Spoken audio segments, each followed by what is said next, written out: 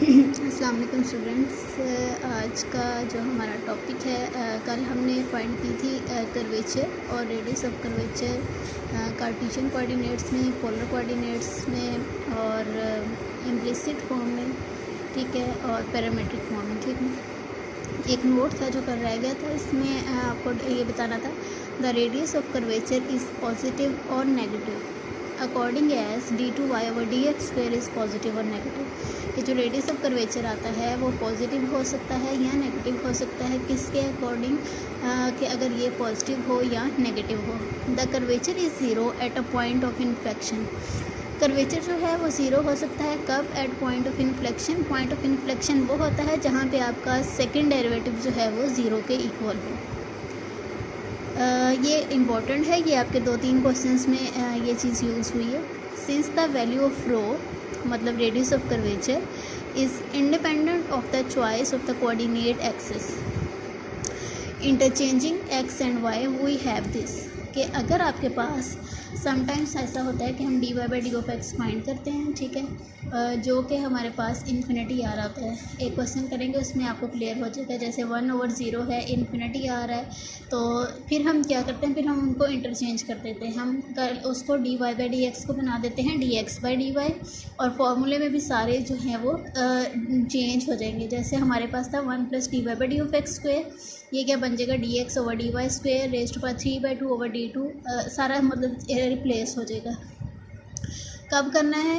ये तब करते हैं जब आपके पास फर्स्ट डेरिवेटिव इन्फिनिटी आ रहा हो, मतलब डिफाइंड ना हो किस पॉइंट पे, जो कि आपके पास पॉइंट्स दिए गए होंगे, ठीक है।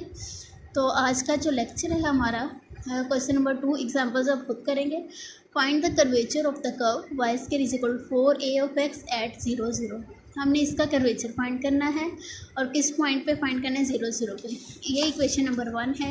कर्वेचर कैपा का हमने फार्मूला लिख लिया। अभी तो हमने डायरेक्टली लिखा है ना, जो हमारा फार्मूला होता है, क्योंकि अभी हमें डेरिवेटिव नहीं पता। अगर वो 0 0 आ रहा तो फिर हम इसको रिप्लेस कर देते हैं।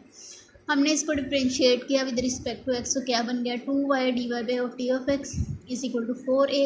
तो dy/d(x) की वैल्यू के आगे 2a/y। अब देखें, अगर हम इसमें पुट करते हैं 0 0, तो ये तो इन्फिनिटी आ रहा है, इसका मतलब है ये डिफाइंड नहीं है। सो इसको आप क्या कर देंगे? चेंज कर देंगे। y/dx था तो हम इसको क्या बना देंगे? dx/dy which is equal to y/2a। ठीक है, जो ऊपर है वो नीचे, जो नीचे है वो ऊपर। सो अब इसमें आप वैल्यूज़ पुट करेंगे, जो कि क्या आ जाएगी? 0 आ जाएगी।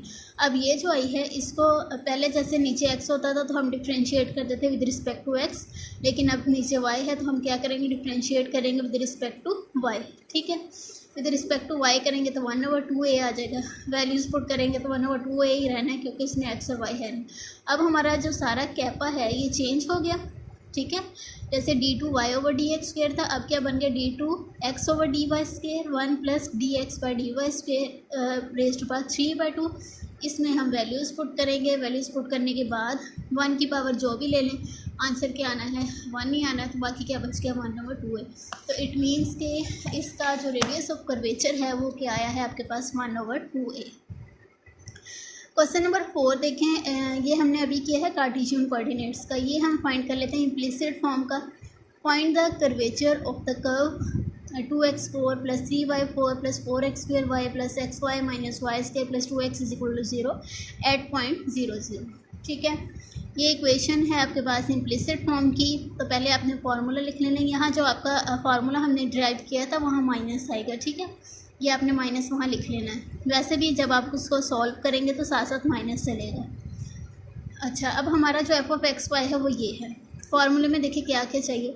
x का डबल डेरिवेटिव चाहिए, y का भी डबल चाहिए, x का विद रिस्पेक्ट टू y, इस तरह से होगा। पहले हम क्या करेंगे? फर्स्ट डेरिवेटिव निकालेंगे विद रिस्पेक्ट टू x, फिर इसका अगेन निकालेंगे विद रिस्पेक्ट टू x। जैसे अब ये बन जाएगा दोबारा 8 3 24x² + 8x।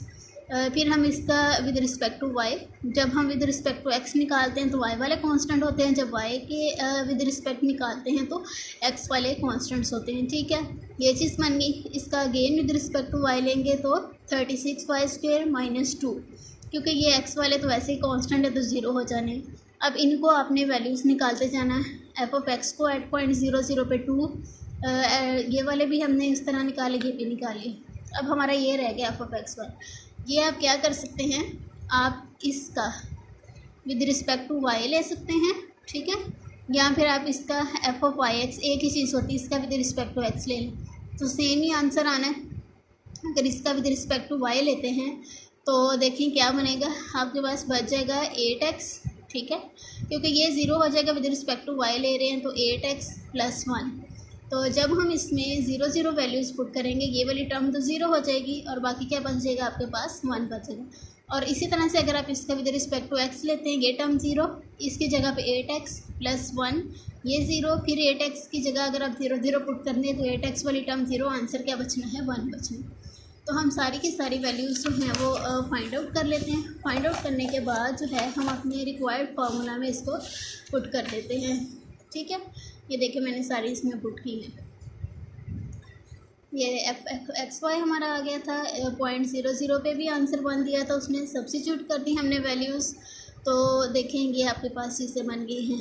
अब ऊपर जो बचा है -8 बचा है, ठीक है, तो माइनस माइनस +8, और अब ये देखिए 2 4 क्या है, 2 का स्क्वायर, तो ये 2 का स्क्वायर जो है ये 2 और 2 आपस में कैंसिल आउट हो गए, बाकी क्या बच गया 2 की पावर 3।